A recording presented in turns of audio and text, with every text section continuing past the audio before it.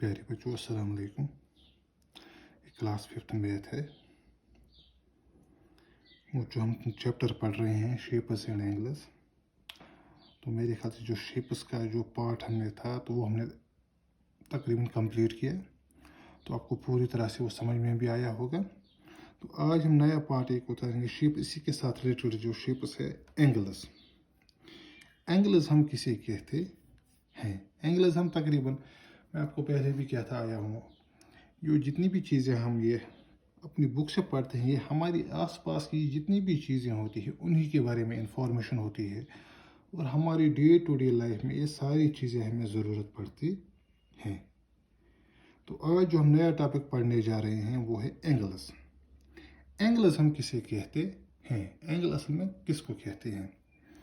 प्यारे बच्चों, जब भी दो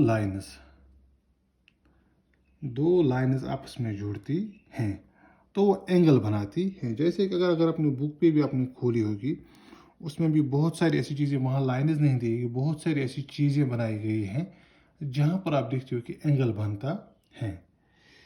तो इसी तरह आमतौर पर जाकर हम कहेंगे कि अगर कहीं पे दो लाइनें जुड़ती हैं तो वो एंगल बनाती है। मिसाल के तौर पर ये मैंने एक लाइन ड्रा की,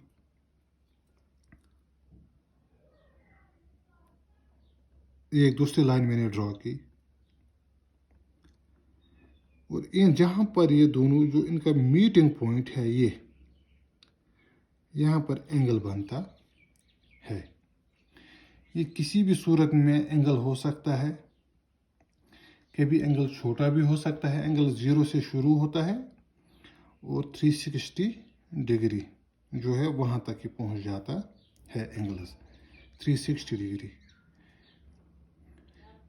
तो एंगल्स यानी एंगल्स आप छोटे भी हो सकते हैं, बड़े भी हो सकते हैं। तो एंगल कब बनेगा? जब दो चीज़ें आपस में जुड़ती हैं।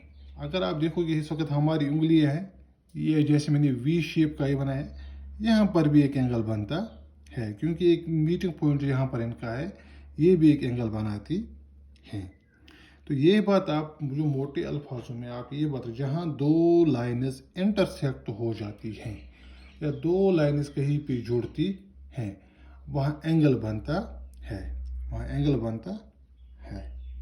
या दो लाइन्स की तरह कभी हम लकड़ी के भी दो पीस लाते हैं, उनको भी हम जोड़ते हैं। मिसाल के तौर पर अगर ये लकड़ी का एक पीस ऐसे है,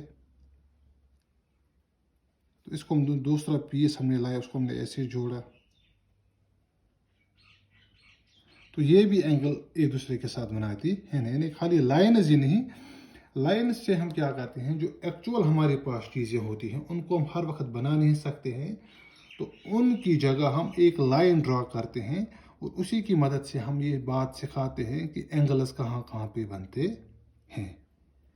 तो चलिए, अब आपने ये बात याद रखी कि जब कहीं भी दो लाइन्स इंटरसेक्ट हो जाती हैं तो वहाँ पे एक एंगल बनता है, वहाँ पे एक एंगल बनता है। एंगल छोटे भी हो सकते हैं, बड़े भी हो सकते हैं। 0 से एंगल स्टार्ट होता है 0 डिग्री से, और अप टू 360 डिग्री तक एंगल्स होते हैं। लेकिन इसके दरमियान, इसके बीच में से 0 से लेकर 360 डिग्री तक बहुत सारे ऐसे एंगल्स जिनका अलग अलग नाम भी दिया गया है। तो चलिए आज हम एक एक करके उनको पढ़ने की कोशिश करेंगे, किस एंगल को क्या कहा जाता है। जैसे कि आप शक्ल में यहाँ पर देखोगे, ये वाली शक्ल अगर आप देखोगे, कोई भी एंगल जो 0 से हम कहेंगे 89 तक ही, पूरा 90 नहीं, 89 तक, 0 से लेके 89 डिग्री तक जो भी एंगल्स होते हैं इन्हें हम एक्यूट एंगल कहते हैं। क्या कहते हैं? Acute angle. ठीक। अब जो पूरा 90 डिग्री का एंगल होगा, यानी मैंने 89 लिखा, अब जो पूरा 90 डिग्री का एंगल होगा वो एक स्ट्रेट लाइन की तरह होगी। जैसे कि यहाँ पर मैंने शक्ल बनाई है, स्ट्रेट लाइन है, तो इस एंगल को हम राइट एंगल कहते हैं। क्या कहते हैं? Right angle. तो अब दो हमारे पास आ गए, 0 से 89 तक जो भी एंगल्स होते हैं उन्हें हम एक्यूट एंगल कहते हैं। और जो स्ट्रेट 90 डिग्री का एंगल होगा, बिल्कुल यानी सिर्फ 90 का, उसे हम राइट एंगल कहते हैं, उसे हम राइट एंगल कहते हैं। अब 91 से लेके 179 तक 179 तक जितने भी एंगल्स होंगे 90 से लेके 179 तक, उन्हें हम ऑब्ट्यूज एंगल कहते हैं। क्या कहते हैं?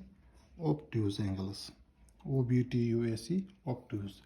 91 से लेके 179 तक इस तरह से होंगे। ये स्ट्रेट लाइन 90, इसके बाद कोई भी हो सकता है और यहाँ सीधी लाइन भी आएगी, यानी उन्हें हम ऑब्ट्यूज एंगल कहते हैं। अब यहाँ पर आप देखते हो एक सीधी लाइन है, यानी सीधा 180 डिग्री का एंगल है। जो भी एंगल 180 डिग्री का होगा बराबर, उसे हम स्ट्रेट एंगल कहते हैं। क्या कहते हैं? Straight angle, straight angle. अब कोई एंगल जो है वो 180 से ज़्यादा होगा, हम कोई मिसाल लेंगे, फ़र्ज़ 181 से 360 डिग्री तक। अब जितने भी एंगल्स आते हैं उन्हें रिफ्लेक्स एंगल कहते हैं। क्या कहते हैं? Reflex angles.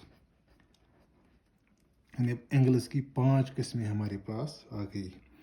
नंबर 1 जो है वो है एक्यूट एंगल, यानी 0 से लेकर 89 तक जितने भी एंगल्स बनते हैं उन्हें हम एक्यूट एंगल कहते हैं।